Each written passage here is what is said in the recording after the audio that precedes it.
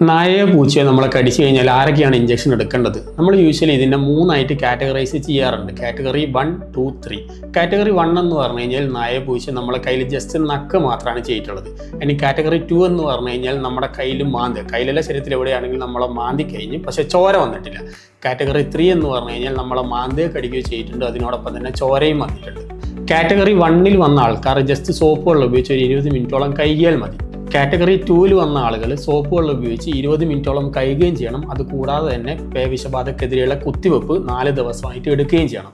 ഇനി കാറ്റഗറി 3 ആളുകൾ ഈ കാറ്റഗറി 2 പോലെ തന്നെ സോപ്പ് വെള്ളം ഉപയോഗിച്ച് കഴുകുകയും ചെയ്യണം, പേവിഷബാധക്കെതിരെയുള്ള കുത്തിവെപ്പും എടുക്കണം. അതുകൂടാതെ മുറിവിന് ചുറ്റും മുറിവിനകത്തുമായിട്ട് എടുക്കേണ്ട റാബീസ് ഇമ്മ്യൂണോഗ്ലോബുലിൻ എന്ന് പറയുന്ന ഒരു അഡീഷണൽ ഇഞ്ചക്ഷൻ കൂടെ എടുക്കേണ്ടതാണ്. കാറ്റഗറി 2 കാറ്റഗറി 3 പെട്ട ആളുകൾ നായ കടിച്ചതിന് ശേഷം കുത്തിവെപ്പ് എടുത്തില്ലെങ്കിൽ അവർക്ക് 3 വർഷത്തിൻ്റെ ഇടയിൽ എപ്പോൾ വേണമെങ്കിലും ഈ അസുഖം വരാൻ സാധ്യതയുണ്ട്. അതുകൊണ്ട് നിങ്ങൾ ആരും ഇത് നിസ്സാരമാക്കരുത്. അടുത്തുള്ള ഹോസ്പിറ്റലിൽ പോയിട്ട് പേവിഷബാധക്കെതിരെയുള്ള കുത്തിവെപ്പ് എടുക്കേണ്ടതാണ്.